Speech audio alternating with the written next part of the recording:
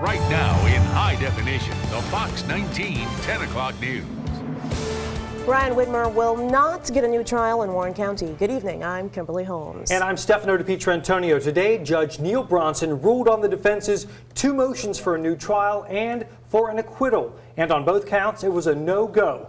Bronson determined the defense did not present strong enough evidence to grant the motions. Fox 19's Corey Stark has reaction and more on where the Widmer defense team goes from here. He joins us live from Lebanon. Corey? Fox 19 News. All right, Corey, thanks. The defense has 30 days to take their case to the 12th District Court of Appeals. Middletown High School is on alert tonight. A Libyan-American woman from right here in Cincinnati is on a plane right now heading home to continue fighting for freedom. She had been working at Mason High School but says she can no longer stand on the sidelines as Libyans fight for basic rights. Fox 19's Jennifer Grove has the very latest on this mom and her mission. Grove, Fox 19 News. And fellow Arab and African nations are raising international pressure on Gaddafi to step down. President Obama will address the nation Monday about America's role in that conflict. 352-3040. After the break, it's getting to be that time of the year where your nose and eyes are feeling the pain. I think we're all suffering. Exactly. We're talking allergy season, but is it the season or is it just a bad cold? We're going to break down the symptoms. Plus, a local leader is heading to Africa with his family to help those devastated by a horrifying disease. Find out why later in the show. Steve? Well, thank you, Kim. Weather-wise, we have no precipitation now on storm tracker Doppler radar. The cloud cover is thinning. You're going to have a very cold start to your Saturday morning and maybe a white start to Sunday morning. We'll talk about that when I come back.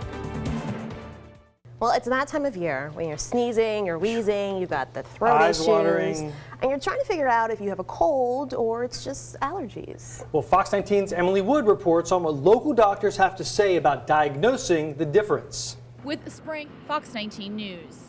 And Dr. Von Thiel says allergy season is expected to be about the same as last year, miserable. However, when there tends to be more moisture from one season to the next, like all this rain we've been having, pollen allergies can be worse. Well, hopefully those allergies aren't stressing you out.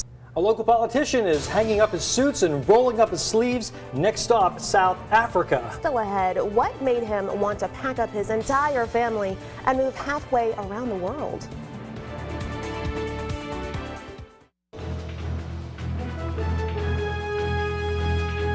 A local politician is getting back to his roots, so to speak. He spent some time volunteering in the Peace Corps right after college. Right, and now Steve Driehaus is going back to Africa and back to the Peace Corps, but this time in a very different role. Now with his political career behind him, Driehaus and family are headed to Swaziland in southern Africa with a focus on helping people with HIV/AIDS. It's a crisis in southern Africa. About 27% of all adults in Swaziland are infected with HIV or AIDS. They estimate that about 10,000 households are run by orphans. Driehaus says before he got into politics, his background was in international development. He's also worked for the U.S. Information Agency doing work in southern Africa. Having this time off allowed me to kind of reassess priorities. Obviously spent a lot of time talking to my wife, talking to my kids, seeing what the next move was, that made sense for us. And we very much wanted to do this. So, we're all on board. He says it's going to be a great experience for his kids and for their whole family. The length of the service is about 2.5 years. We can renew it beyond that if we want to. But I think the maximum that you're allowed to stay for any country director in the Peace Corps is 5 years. Now, Driehaus goes over in June, and his family will join him shortly after that. He says he's excited about the new adventure they're all about to embark on, and we certainly wish them all the luck in the world. When we come back, an assistant fire chief is behind bars. We'll explain. Right now in high definition, the Fox 19 10 o'clock news. Hi, everybody. Welcome back. I'm Stefano DiPietrantonio. An assistant fire chief with the St. Clair Township Fire Department is behind bars tonight. 46-year-old Matthew Johnson, you see him right there, charged with 2 third-degree felony counts of sexual conduct with a minor. Police say the charges stem from 2 separate incidents with the same female victim, who is under the age of 16.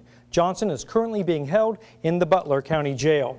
An illegal immigrant is behind bars accused of raping a 3-year-old girl. 23-year-old Alejandro Vasquez Camargo is charged with rape and gross sexual imposition.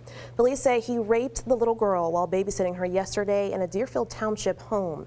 The suspect is related to the victim. She told her parents about the incident last night. Immigration and Customs Enforcement has placed an immigration holder on the suspect. Elder High School is mourning the loss of a beloved teacher. Joe Aceto died yesterday afternoon, 2 days after suffering a heart attack. Aceto, a former English teacher, was also the alumni director for the past 16 years. A visitation will be held Monday from 9 to noon at Elder's Shaper Center. A funeral mass will follow at 1 p.m. at Holy Family Church. Joe Aceto was 66 years old. Download the Storm Tracker weather app. You can use it on your iPhone or your Android device. And I know Stefano DiPietrantonio out there in the field all the time reporting uses it quite often. Well, I use it too now. I was trying to, so does Kim Holmes. Trying to pull it up and I couldn't. Not fast enough with that iPhone yet. There it is, keeping you safe right there. That Storm Tracker app. You got it. It's awesome. I rely on it all the time. Well, after the break, have you gotten your ticket or 12? I don't know. I would like to get just one at this point. We're talking about the Mega Millions and the deadline to buy your ticket. It's almost here. More on the big money drawing after the break. Well, 3, 2, 1. 3 simple numbers causing some March Madness. And we're not talking about basketball here. Tri-State residents in a tizzy, yes, a tizzy, Kim, trying to get their hands on a Mega Millions ticket for the big drawing tonight. Our photojournalist Dave Smith walks us through their mad scramble.